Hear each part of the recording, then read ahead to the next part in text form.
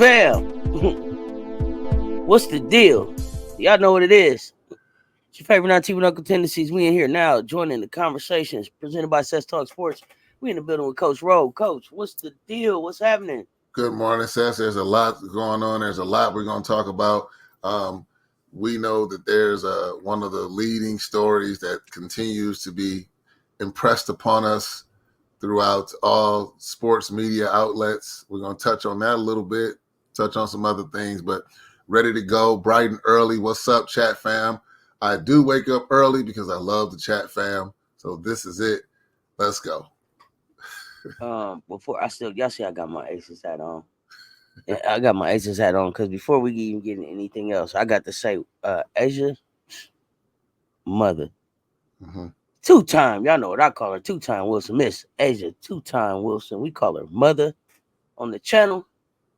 Asia makes her story. First time in WNBA history, you had somebody with 35 plus points, 10 plus rebounds, and 5 plus steals in a game. Las Vegas Aces. Asia's on Asia's on a mission. She's on a mission. Las Vegas Aces secured their first Commissioner's Cup win over the Dallas Wings, 95-81. Asia's on a mission, and everybody better watch out. A FAFO been issued. Mm-hmm.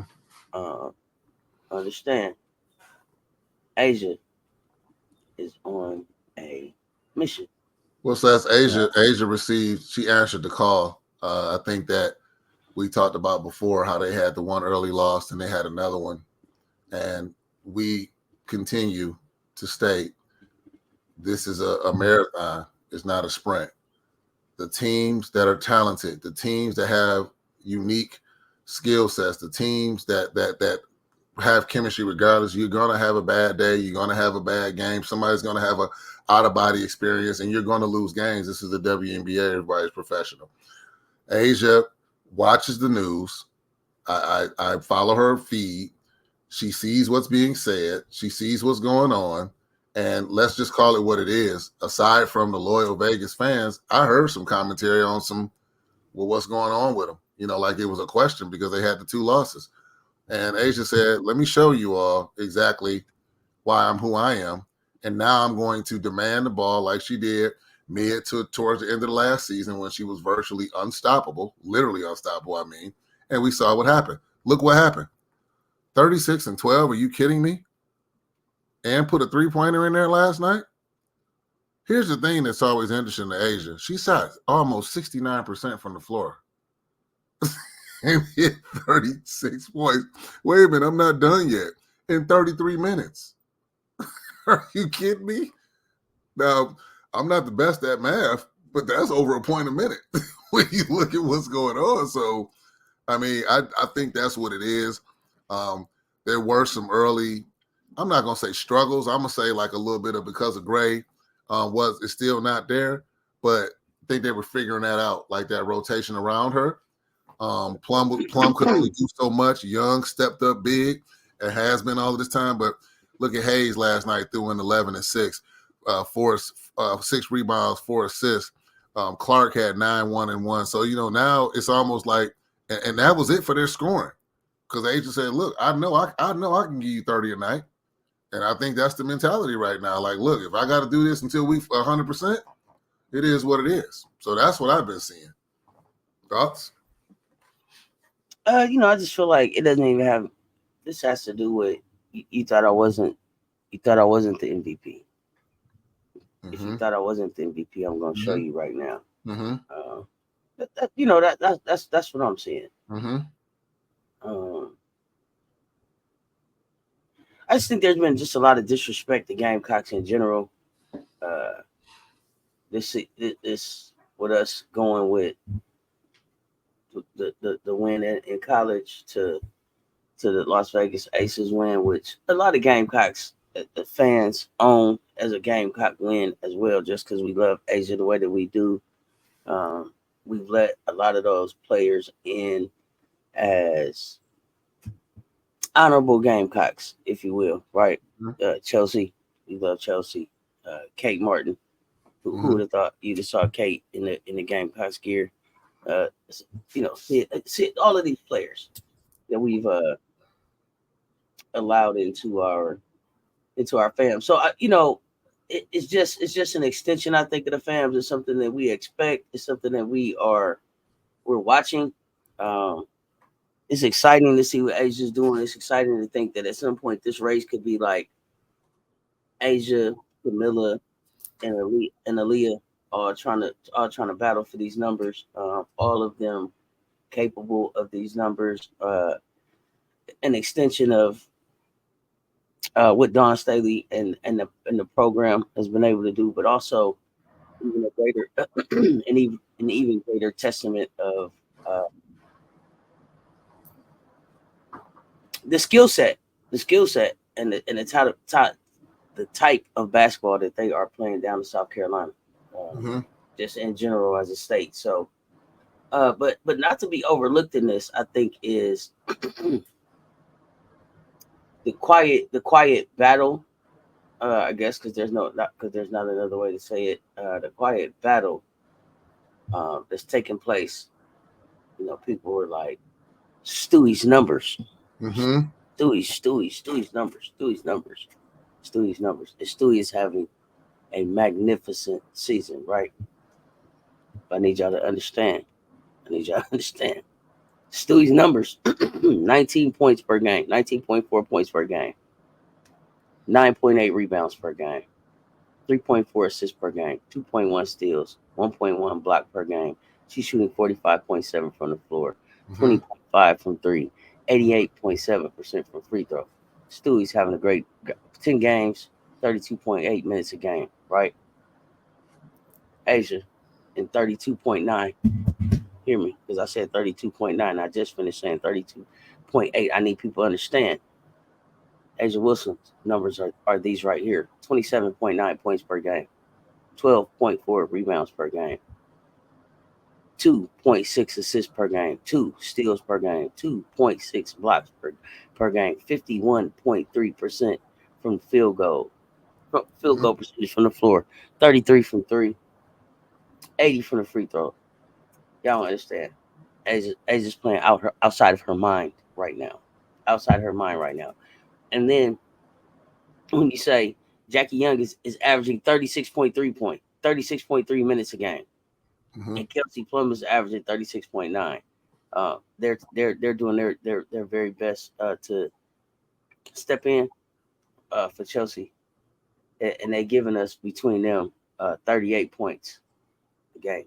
Like Las Vegas is on a mission. We haven't played as many games as everybody else, but it's fun to watch. Tiffany Hayes finally showed up. Not finally showed up. I'm sorry. Finally was inserted into a game after being signed. She had 21 minutes. Step right back into the WNBA. Back like she never left. 11 points last night. Gave us 6 rebounds, 4 assists, 1 steal. Those some amazing numbers across the guard play. We gonna keep figuring this thing out. But still, Kate Money Martin, standout rookie. Las Vegas Aces, the blueprint for how to do everything right in the WNBA. This is how you bring a rookie into your organization. Everything that they've done with Kate Martin. I even liked everything that they had done with Daisha Fair, up until the point where she was let go. And I'm hearing mixed reviews about why that happened, but I think that they are just a class act, and the standard for how you handle your players, especially the young players coming into the league. Yeah, and I think with the Hayes, T Hayes coming in, unfortunately for Deja, I think it was because of the injury. I think they knew what Hayes brought to the table, and they wanted some veteran leadership that could come in. They couldn't really afford, and this is just my thoughts. I've read a few of those articles too. Asia can do only so much. There has to be some other type of veteran presence, and like you said, Hayes stepped in like she just was in training camp with him. You know what I mean? So I think that may have been kind of like what played into it a little bit. I don't want anybody to kind of say, well, Deja Fair couldn't cut it. I don't think that's fair. I think no pun intended. I think she'll be on somebody's team. But I just think the circumstances here, even on draft night, we all said it. We were looking like, wait a minute, they picked, they kept picking up players, and we like, somebody's gonna get the short end of the stick because of how good the aces are. And I think that's what happened with Deja Fair. Just my thoughts on that, as far as like when T Hayes came in. If they'd have cut her before cut day, I would have said that. Because she made it and then got cut, got waived after she made it, waived after she got 100,000 from the city. To me, just says that there was something that was lacking or not meshing. It could have been, and it could have been that they just were looking for a more polished, a more seasoned player. Yes. In this role. Right. Not enough room to be able to bring in Kate and Daisha, but also just it might not have been a good fit for her. For as much as I think I would love to play in Vegas, it might not be for everybody. She may not have gelled. There were some people in the chat that said that there were some questions about defense. I didn't go back and really try to take a deep dive on her defense. Most of my deep dive on Daisha have been about her offense and what an amazing scorer she is. So I think she'll end up on the roster somewhere. But I also feel like this is a tough league to make. And I feel like at this time, if I had to, I would look at tape on Daisha, but I also would be looking at tape on somebody like a Henny to see if I was a team looking for a guard. So it just depends on what they're going to be looking at. But one of the the Aces are my squad. We could talk about them forever, but I know the Seattle Storm are kind of your other team after the New York Liberty. So let's talk Storm. So again, with the Storm, as I mentioned before, they have a bunch of players. When you look at it, kind of have a chip on their shoulder, something to more so prove, so to speak, as far as like, do they still have it? Can they still do it? The Seattle Storm have put together a nice run of wins. I don't think that this is coincidental. I do see, we talked again a couple of times as far as with NECA not being a part of these major runs. But one stat that stood out to me is they're first in rebounds per game, which is interesting, 38 rebounds. And they don't have a lot of size. They're fourth in points per game, fourth in offensive points per game, and eighth in assists per game, which again kind of is like a microcosm of the isolated basketball. So what they're doing is they're spreading teams out, and the first couple games look shaky, but they've won 5 in a row. And regardless of this, I think what was established is that this is Jewel Lloyd's team. Okay. Getting to the point from before, NECA has found a way to be impactful, but she hasn't been on the floor a lot during these wins as far as like the way she should have been. So even looking at the last game, and I hate to beat up on the Sparks, but the Sparks, we know the Sparks are having their troubles. But when we look at Seattle, the even scoring that happened, and this is without NECA, you had Skylar with 14, Holmes with 13, Lloyd with 12, Wickham with 12, Vivian's with 5, Russell with 5. Like almost everybody on the team scored, and they played a lot of players. So I think I mentioned early on, they looked tired. They tried to have their best 5 out there for way too long. By the late third quarter, they were out of gas. They were ran off the floor. I want to say the first 3 games, that's what it looked like for them. Then they said, okay, let's start mixing up some of the lineups. We talked about how some of the lineups were exclusive with Skylar and NECA, and then some of the lines were just exclusive with Jewel and Skylar. And that's when this win streak kind of started. Now, NECA, again, hasn't been on the floor for the past couple of games, but they're using their speed. They're making people play their game, and that's how they're winning some of these games. I would not want to play Seattle in the playoffs because you really don't know what team that you're going to run into. But that rebounds per game really surprised me because they don't have a lot of size. Their guards really, everybody rebounds on their team. Everybody crashes the boards. So is that a product of more so the West being more of like a run and gun? Or is it more so, are they tougher than other players? I mean, I don't know. How do you sum that up as far as how they're leading in rebounds? What you about to say, Seth? No, I want you to finish. I'm going to let you know what I think about Seattle, Coach. You done? I'm going done. to let you know. I'm done because I want to hear. I kind of know a little bit, but I'm calling cap on Seattle. I'm calling cap on Seattle, and I'm calling fool's gold on Seattle. And the reason I'm calling fool's gold on Seattle is this right here. Seattle got 5 wins in a row. They only won 1 conference game. You got to win in the conference to be able to get to the playoffs. They won 5. They got 5 wins in a row. But if I go back and I say, "Ooh, who did they beat?" They beat the Fever. They beat the Mystics. They beat the Sky. They beat the Fever. They beat the Mercury. To me, the Mercury are probably one of the most inconsistent teams in the WNBA right now. I can't figure them out. True. You got Big Fo Senior out there, having her way some nights. But I'm just going on the stuff that I've seen, and it appears that those games are particularly better when they're at home, and then and there's a pregame meal. Seems I'm keeping all of these things in perspective. Okay. So Phoenix, I can't figure out. Okay. Indiana, well, we know Indiana can't figure Indiana out right now. Okay, so two of these wins in this 5-game win streak where it was against Indiana, then Phoenix, who I said we don't know who they are. The Mystics haven't even shown up in the WNBA yet. They haven't shown up. I don't know when they're going to show up. They're the best 2-quarter team in the WNBA. Says don't disrespect Washington like that. I mean, you pick whatever 2 quarters you want them to be in. But it's always the first 2. It's always. I mean, you pick. I mean, maybe they need to try the last 2. I don't know what it is, but they haven't shown up in the WNBA yet.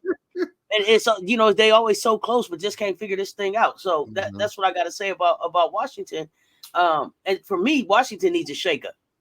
They need a shake up. You need to look at the front office, whatever's going on with Elena Deladon, all of that stuff. It says old WNBA to me. That's a good. WNBA. It seems like they aren't. It seems like they haven't caught this new wave. That's a good. They're not trying to get this lightning in the bottle. Apparently they didn't, and it's not a knock on Aaliyah Edwards, but when you have a chance to bring. And I'm so glad that they didn't, but they had an opportunity to bring an Angel Reese there. They didn't do that. Aaliyah Edwards is a good, solid player, but not a superstar. Not a superstar. And what I mean by that is has great game. The numbers will be there, but I haven't seen that it factor jump off in front of the camera. Right? Okay. Not a knock on her. It's just not everybody. Everybody's not that. Okay, everybody's not that. Everybody needs some. What did I tell you all the time? You need an Orco. Okay. You need an Orco. Period. There's nothing wrong with being an Orco. You don't always have to be the He-Man. You don't always have to be the Battle Cat. It's okay to be Orco. Orco was important in that thing, right? What? Think about how many things Orco was able to get them out of. With a snap of a finger, he was able to fly up and see some things beforehand. Think about what an Orco could do in your life. It's an excellent value analogy for basketball. You caught me every time I hear the name, it makes me laugh. But the analogy, it fits. But you had to watch He-Man to know what you're talking about. So look, so I look at something. I'm calling fool's gold on Seattle, Coach, because it's like beat somebody for real. All right. You lost to New York. Mm-hmm. Minnesota put a spanking on you. My team. Minnesota put 2 spankings on you. Okay. You lost to Phoenix. Mm-hmm. You lost to the Sparks. Nah, was that preseason? They got 3 losses. Oh, I'm just saying May 4th. Oh, yeah, that was the preseason. Okay. Yeah, May 4th, and the Phoenix win was a preseason one. So You lost to They Minnesota to lost to start the two season. very good teams, New York and Minnesota. You right. I'm with you. And they lost to, who was the other third loss? I'm sorry. Who did they lose to? They lost to They lost to Minnesota 2 times in a row. Minnesota 2 times. And they lost to New York. So Okay. I'm calling fool's gold on them. Beat somebody for real. Okay, Beat so somebody for real. I'm glad you said that. So here we go. Here's the test. That's a great segue. Tomorrow they got Vegas. Sunday They got Minnesota. Sunday they got Minnesota, and then Tuesday they have the Sparks, but they're back at home. So those first 2 games are on the road, and the odds are stacked against them. I would hope for maybe a split, and I would go with them getting the Lynx because they got to get their lick back. I think Las Vegas is playing at a level. I mean, I would love to see them beat Vegas. As you know, I like Seattle, but I mean, I got to be realistic and honest. I don't see that happening. In Las Vegas, I don't see that. But I think the Minnesota game in Minnesota is a winnable game for them to win that one. Even though they're in Minnesota, and they could very well be 8-4 after this next 3-game swing. So that's what I'm looking at. But that's a great pull, though. I want to switch speeds for 1 second. Can I switch speeds for a second? Seth, I want to switch speeds real quick. We were talking about the Las Vegas Aces and the game last night, and I couldn't help but look at Ogumawale.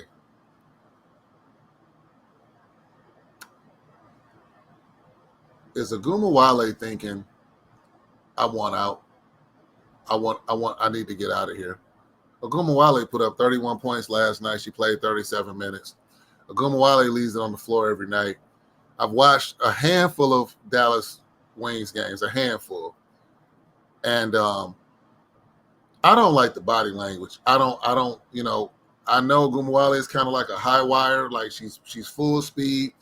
I've never been a big fan of some of the shots she takes, but all of that to me translates into her not trusting her teammates. Is this a Ogumawale issue, or is this you see where I'm going with this? Is this an Ogumawale issue? Like, is a new setting for her? I was looking at her contract. It's up in 2026. She signed a 3-year deal. 241 for the next couple of years. Well, she signed 3 years, $725K. Average 241 a year. I'm wondering, she's an unrestricted free agent in 2026. What do you see happening here, Seth? Ogumawale better try to make her home in Dallas. That's what I see.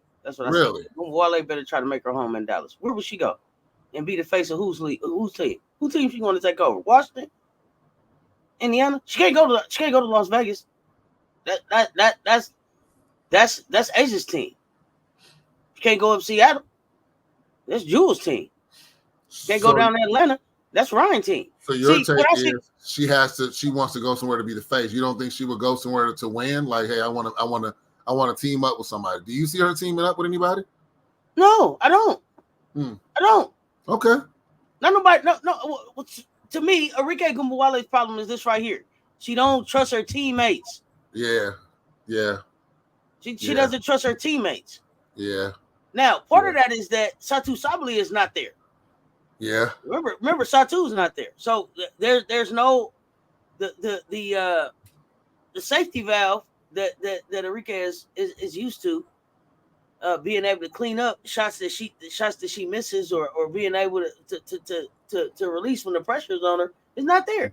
And she don't trust her teammates. Mm-hmm. To me, I before I would say Arike needs to go. We need to look at maybe the coaching staff. You brought in J.C. Sheldon. I don't know that that's working. Mm-hmm. It's some up and down play for players. So to me, Arike is the one like, yo, let's go. And then when she look around, it's like, oh, right, oh, yeah, oh, and Jaylen Brown. I think Jaylen Brown. I don't know if she's played yet. So it's like, where do I go with it? And then it's like, when you want something done right, do it yourself. Is what it to me. Yeah, no, exactly. Like Yeah. at the end of the day, it's like, oh, if you want something done right yourself, do it yourself. And that's not a knock on these ladies that she's playing with. I don't know if they just haven't had a chance to gel, but they haven't played anywhere as near as many games as like a Indiana or New York. So with no Satu, I think no Jaylen Brown, J.C. Sheldon being up and down, and then more than any other team, um, the Wings have I think 4 or 5 rookies on their roster. Yeah. Right. So you got Sevgi. I'm probably saying that wrong. You got Suarez. You got Sheldon. You got Lou Lopez. You got Jaylen Brown. So you got, and then you got Maddie Segrist, who is 1 year into this thing. And then everybody else is kind of like 4 or 5 years. And then you got Natasha Howard, who's been there 10 years. And so to me, there's no 2-3 year player in there. They're really bridges between these young players. And then you got Enrique, who 5 years in, and she's Enrique. You know what I mean? She's her. So I don't know if there's a lot of trust there amongst the team. Yeah. But for me, at this point, from them being where they were at last year, to where they at this year, at some point, to me in the WNBA, it's okay to look at being able to say to people, "Thank you for your service" in the middle of the season sometime.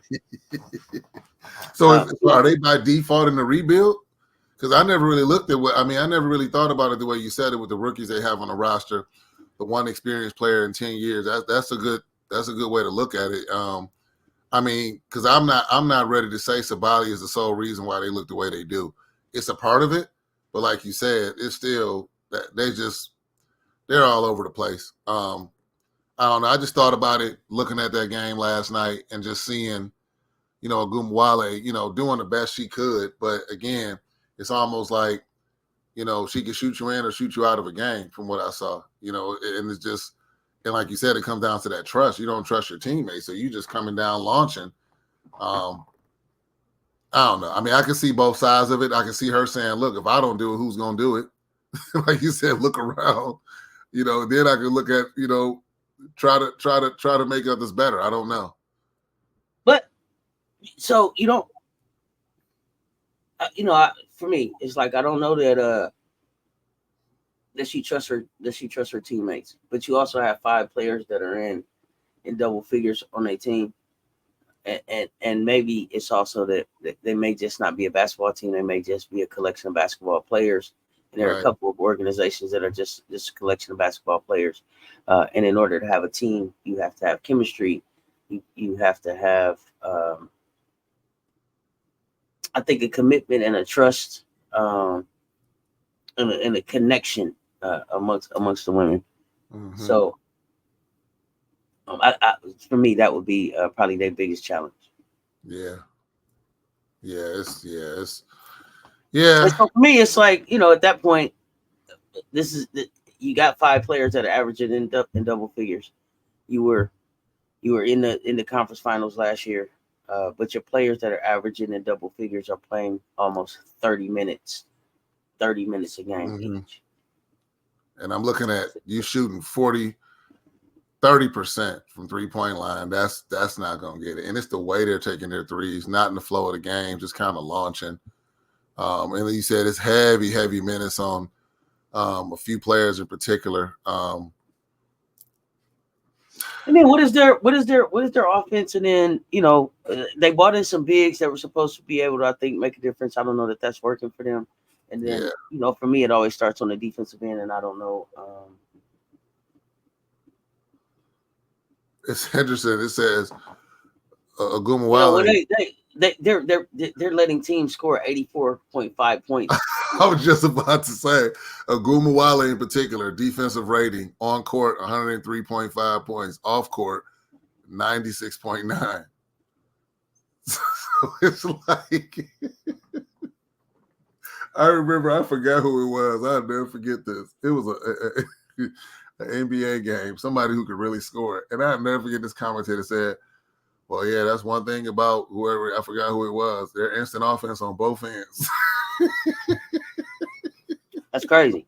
And I mean, I don't even look at her like that, but it is like, instant offense on both ends is crazy. Either you scored or giving up buckets. when your opponents are, averaging 84.5 points against you and you giving up 33 rebounds, and you letting them shoot 42% on you, 31 from three, it's hard to win. It's hard to win. It's a lot of offense. It's a lot of offense and no defensive anchor here. I'm sorry. Again, it go back to it's hard to win. Yeah, it's hard to win, especially in this league. It's not because it's not a high scoring league. It's not like, in the NBA, they averaging, almost 300 points a game. Right. They put up 150 each if they can. So when you go give up 84, and then you only average 82, hard to win. Yeah. Definitely hard to win. So definitely need to look at some chemistry. A lot of things there, but for me, we'll be looking at who is the point guard. And it's going to take a strong point guard to come in and put Enrique off the ball. So what I think about also as I'm saying this, it just came to me like Enrique is like, and this is again, I'll go back to coaching. They need their Phil Jackson. They need that person that's going to be,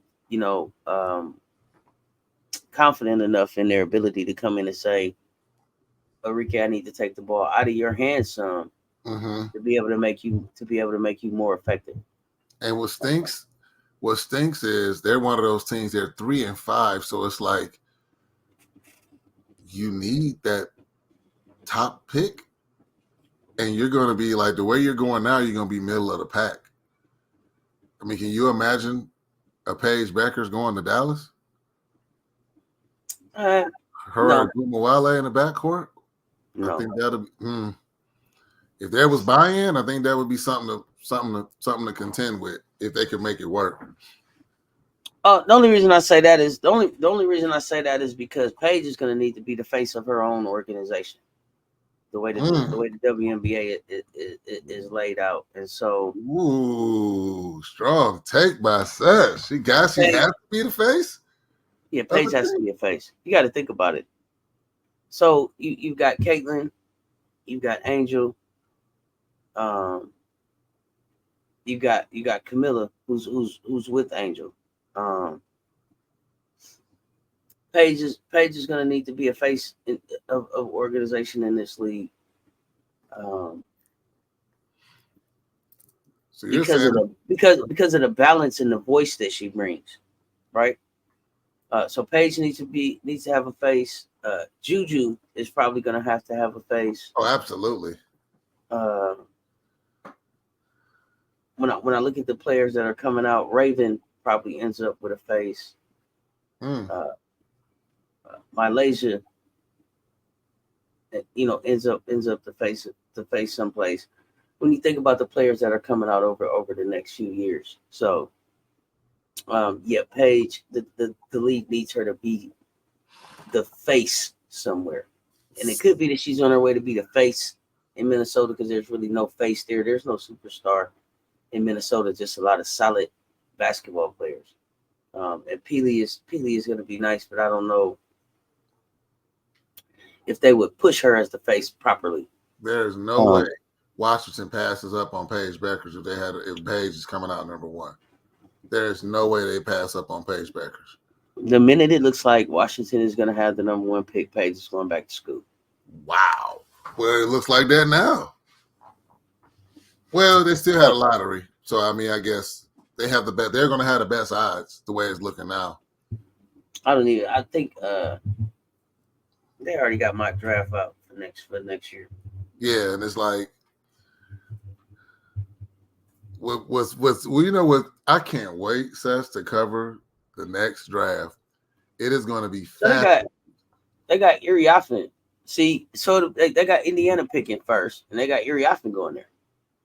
They got Paige to Minnesota home. Anissa Morrow to Dallas. To Dallas. Oh, Right? okay. Sonia Citron to Washington. So now you got a guard to go with Aaliyah Edwards up there. Olivia Miles to Phoenix. Hmm. Uh, Cheyenne Day Wilson out of Duke, and I'm not really familiar with her to the New York Liberty, but I don't think that happens. Emily Ryan to the Mystics. Caroline Ducharme to the Sparks. I don't know if Caroline even plays this season. Janiyah Barker to Seattle. AZ stays in Connecticut at the Sun. Aoka Lee to Chicago Sky, and then Dominique Malonga to the Las Vegas Aces. I don't know if I believe that. Then Tahina Pau to the Indiana Fever. Pau and Kiki would be excellent pickups for Indiana. I think that would be excellent, but I don't know. I get it. Paige and Caitlin are kind of similar in their roles as far as point guard. I don't know. I guess I'm just kind of old school. I'm taking the best player out there. Forget about that fit and stuff. I'm taking Paige. I don't care who's on my team. I'm making it work. We're gonna have 2 point guards. We're gonna have a 2 guard 2.0 or something. I'm taking the best player. So I get it. Kiki is a talent, but I'm going overall with Paige Beckers if I'm a league owner. I don't care who's on my team. We're gonna make that work. Or we're gonna talk about, all right, I got her, so you give me an all-star if you want her that bad. Let's negotiate. Well, the thing about Kiki Iriafen is this. It tells me a couple things. If they're bringing in Kiki, they're probably going to move off Aaliyah. Oh, absolutely. All right. I think the writing's on the wall about that. Says I don't want to go down this rabbit hole. I'm very irritated. I don't want Kiki Iriafen in Indiana either. Like I said, and I meant it the other night. I would pack the whole organization up and I would move it as far south as I could. The whole organization up. Where are you moving to, Seth? Mobile, Alabama. They'll be right down Mobile. Right down Mobile. But you still got to explain to me why Mobile? Why Mobile? There's nothing like Mobile. Mobile is listen. Okay, so being in Alabama for the time that I was there. I was there too, everybody. Just to let you all know. Birmingham was the biggest city. Right. City. Right. Party city. Yes. Montgomery was a nice town. Right. It's capital of the state, but a nice town. A lot of tradition. Traditional town. Lot of tradition. They try to do some new stuff. Mm-hmm. You can have a good time, but everybody go to church on Sunday. Yeah. So, a lot of tradition.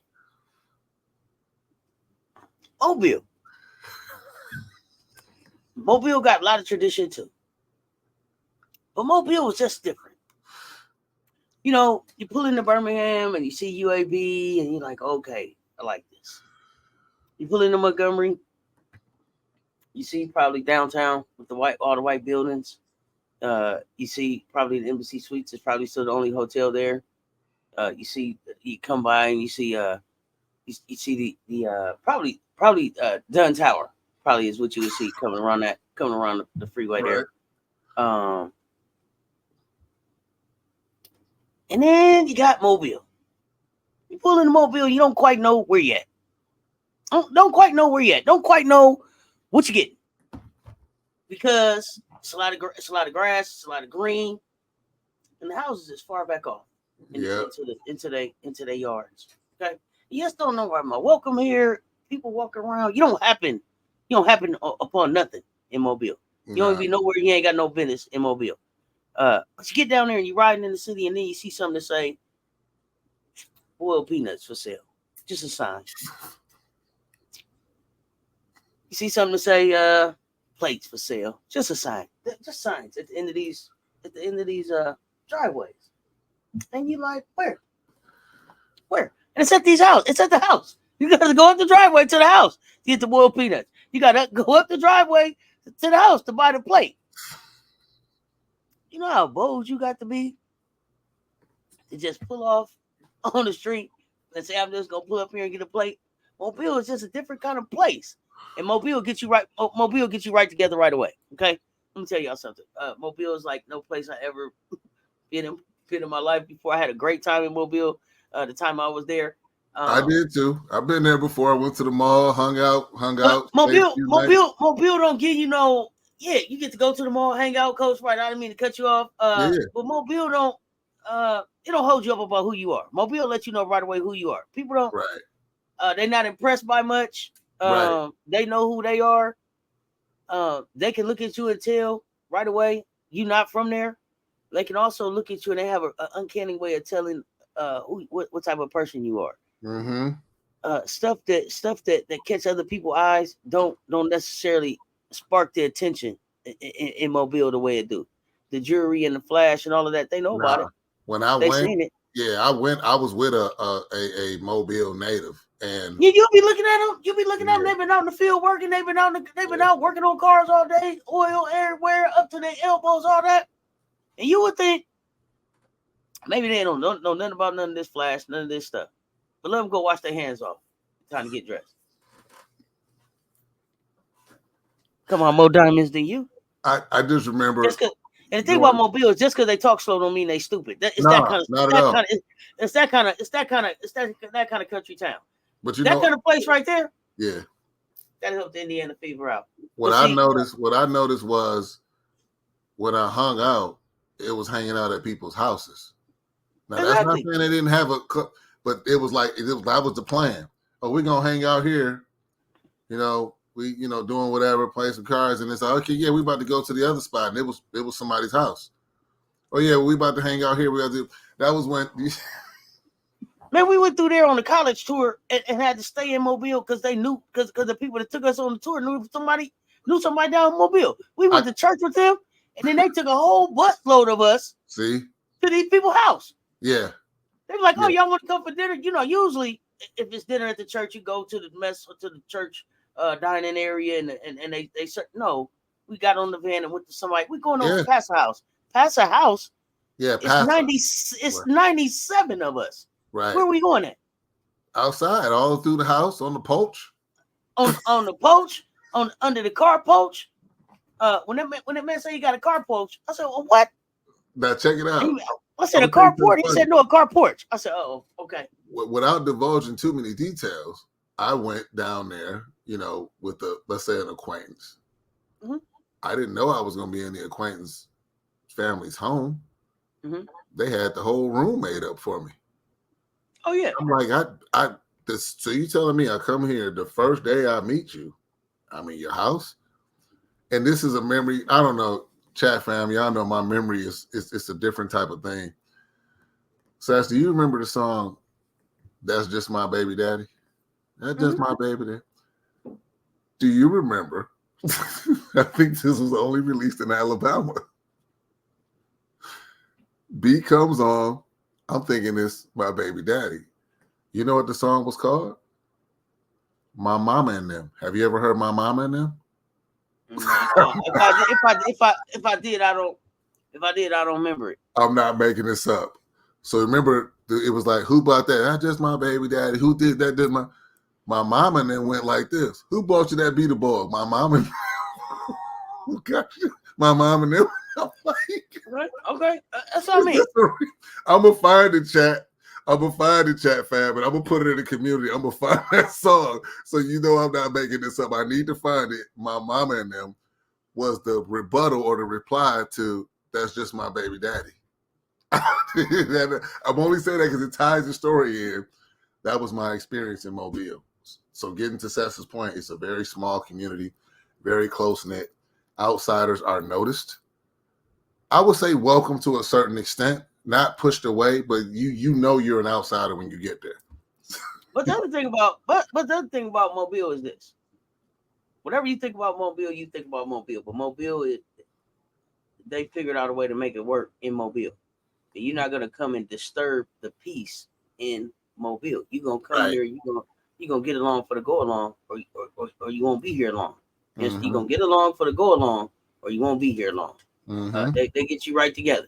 So I packed the whole organization up, and I take it right down Mobile, Alabama. And you gonna get along to go along, or you won't be here long. You always That's catch just me it. off guard. You always catch me off guard. I would have. I mean, you never thought what? I would have never thought you say I'm gonna pack the team up and go. I thought about Huntsville. And I said, nah, not Huntsville. They need to go down. They need to go down Mobile. They need to be down bottom, so they can understand. They can understand and get an appreciation. I think for being able to just be a team, being able to get an understanding for an appreciation of culture that I don't know that they are getting in Indiana, nor that they have an interest of in Indiana. Alabama gets this. It's a misconception about Alabama, and you'll have you'll have that misconception until you have spent some time there. Absolutely, Cess. We both spend time there, Chat Fam. That's where I met Cess, and it's a different flavor. And I'll say this: everybody that went to Alabama State from out of state did not have the ability to go to different parts of Alabama like Cess and I did. Like I've been to Demopolis, Alabama, where everything was trailer homes, and I'd never seen that before. I've been to parts of Alabama that people say, "Where is that at?" and had a great time. But it's like knowing how to move and maneuver. I wouldn't have been able to do that in my first couple of years, but after I was there for 2-3 years, I was able to kind of move around. But I was always with somebody that was from those towns to kind of walk me around. So yeah, that's true. It's a lot of misconceptions out there. Yeah, a lot of misconceptions. It'll change your life though. But yeah, I'll pack them all up and take them right down Alabama. I mean it. Like, you know what? Hey, before we get out of here, Seth, we got to do that. Hey, we got to do that ASU. We got to go down and show some love to our alma mater one day. Some type of sporting event. Check them out live. Something. We got to do something down there. We got to. We got to figure that out, Seth. We got to work that out. I hate that they start bringing the teams here. They used to have the teams where they play UAD. And I would always go to that game. The women's and men's basketball would come play UAD. They stopped playing them. So I'm like, I wish they would start that up again. We have a huge alumni here in Michigan too, from ASU. So we got to try to get something together. Got to do something. I don't just cover people just be covering. Alabama State got to do something worth covering now. I mean, seriously. Oh yeah. It's nostalgia for me. I think the chat fans for sure. Like we need to see where we grew our teeth at, like where you grew your phenomenal journalism skills. And same time, I'm calling Alabama State out to say like you've had too many opportunities and too much talent come through there to still be, a joke in the swag. Like right. But they need to see like where Cess's grind, part of the story. Part of Coach Ro's story came. A piece of us is in Montgomery. You know what I'm saying? Like they need to see some of that. Just I don't know. We'll figure. Oh yeah, for sure. Yeah, from a backstory part, but as far as coverage, yeah, I'm here to try to cover Alabama State. I am. I went out and looked. I'm being honest. I went out and looked, and I was like, me too. Yeah. Who do I talk about? What do I say? Okay. Yeah, it's pretty bad. I did the same. Look like they need a shakeup in leadership for me. Yeah. It's not the young people coming there. They come in with this talent. You gotta be able to do something with it, and you owe them that when they get there. And so that's a conversation for another time. But that's my thought there. You got to be able to give them something. So I know that they've always gone out and tried to sought out former NBA players, former NFL players for coaching. I don't know what they've done for women's basketball there, but they need to put a focus on some women's hoops. But that's a conversation for another time. Great talk today, Coach. Anything before we get out of here? I know you got to go. Nope. Just only thing I got to say is thank you all for the continued support. Smash the like, hit that subscribe. I can't say enough about, I know she hates when I do this, but Cess is the hardest working person that's putting this content together for y'all. Seriously. So support y'all. Coach Ro Official on all platforms. Check me out. Check out the Cess Talk Sports. We got some great interviews coming up for y'all. We got some other stuff coming up. I'm not even going to mention it because we want to announce it. So stay tuned. Keep supporting Cess. Keep up all of the, keep me in line. What we doing. And that's make sure y'all following official Coach Ro on all the platforms. Y'all know what it is. His favorite on TV local tendencies. Until next time, stay tuned. Talk soon, y'all. Keep hooping. We out.